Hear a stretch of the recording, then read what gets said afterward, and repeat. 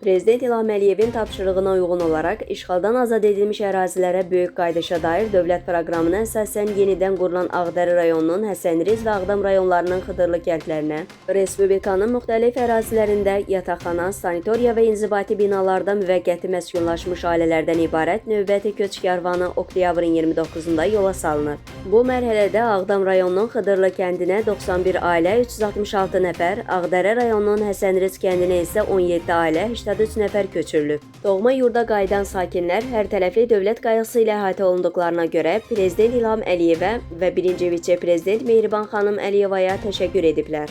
Onlar həmçinin torpaqlarımızı işğaldan azad edən rəşadətli Azərbaycan ordusuna, qəhrəman əskər və zabitlərimizə minnətdarlıqlarını bildirib, bu yolda canlarından keçən şəhidlərimizə rəhmət diləyiblər. Hazırda Qarabağda və Şərqi Zəngəzurda oraya köçürülən keçmiş məcburi köçkünlərlə yanaşı, bu bölgədə aparılan layihələrin icrasında çalışan, həmçinin ayrı-ayrı dövlət qurumlarının yerli bölmələrində xidmət vəzifələrini yerinə yetirən, yenidən fəaliyyətə başlamış səhiyyət, təhsil, mədəniyyət, turizm, sənaye, energetika müəssisələrində işləyən ümumilikdə 50 mindən çox insan yaşayır.